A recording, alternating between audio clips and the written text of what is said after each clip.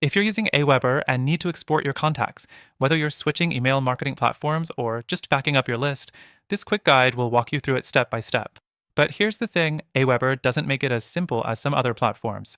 Stick around because I'll show you not only how to do it, but also some better alternatives that give you more control, and an exclusive extended free trial just for our viewers.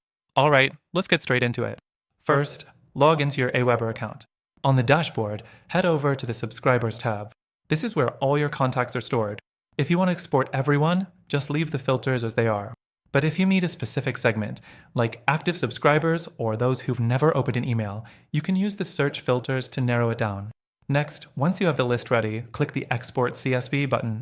AWeber will process your request, and after a short delay, you'll receive an email with a download link. This is a bit of an extra step compared to other platforms, where you can instantly download your contacts. One thing to note, AWeber's export file doesn't include everything. Tags, automation history, and engagement data won't be fully carried over, which can be a problem if you're moving to another platform and want to retain segmentation. Now, if you're switching email providers, this is where things get important. AWeber is a solid tool, but there are better alternatives, especially if you want more advanced automation, better deliverability, or easier list management.